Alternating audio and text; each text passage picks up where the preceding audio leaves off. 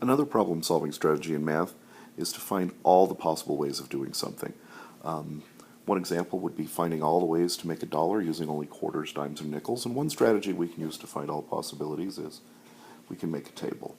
So let's look at a table of quarters, dimes, and nickels and try to do this in an organized fashion. One easy way is to do 4 quarters. That's a dollar. We don't need any dimes or nickels. Instead of picking 1 or 2, let's go in order. So we started with 4. Let's go to 3 quarters, 75 cents. That gives us the possibility of no dimes and the rest in nickels.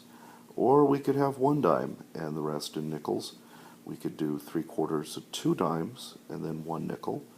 And we can't do any other answers with 3 quarters because 3 quarters and 3 dimes would put us over and we'd have $1.05. So let's move on down to 2 quarters. That's 50 cents. So we could do no dimes, and then the rest of the 50 cents would be in nickels. We could do 1 dime, and you might start noticing some patterns here. Namely that every time the number of dimes goes down by 1, the number of nickels goes up by 2 because, well, 1 dime equals 2 nickels. So we'd have 2 quarters, 2 dimes, and 10, 8 would be down to 6 nickels. 2 quarters, 3 dimes, 4 nickels. 2 quarters, 4 dimes, 2 nickels. Or 2 quarters, 5 dimes, and 0 nickels. We can continue this with 1 quarter. And you can see that with 1 quarter, which is 25 cents, we could start with 0 dimes, and the maximum number of dimes we would need or be able to use here would be 7, because 8 would be, again, put us over $1.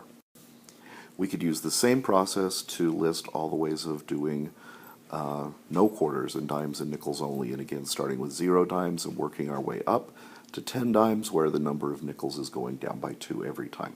So once we set this up in an organized way and we see the pattern, it's pretty easy to go ahead and finish that. Another method we use to find all the ways of doing things in math is something called the tree diagram. So let's say we're making a 3-scoop ice cream cone and we have chocolate, vanilla, and strawberry ice cream, but we don't want the same flavor twice in a row.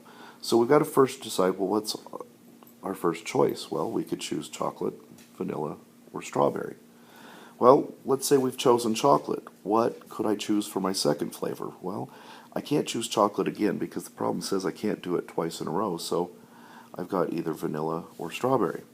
If I chose vanilla in the first place, I can now choose chocolate or strawberry, and if I started with strawberry, I could choose chocolate and vanilla. Now we've got to make a third choice. Coming down here, I've chosen chocolate, I've chosen vanilla. I can't choose vanilla again because that would put 2 vanillas in a row, but I can go back to chocolate because they wouldn't be in a row, or I could go strawberry. If I go chocolate strawberry, I can go with a third scoop of either chocolate or vanilla. Vanilla chocolate leaves me strawberry or vanilla. Vanilla strawberry could be vanilla or chocolate. Strawberry chocolate could go back to strawberry or vanilla. And we've got strawberry vanilla and then either strawberry or chocolate. Now, at the end of every one of these, all the path all the way down gives us one of the solutions.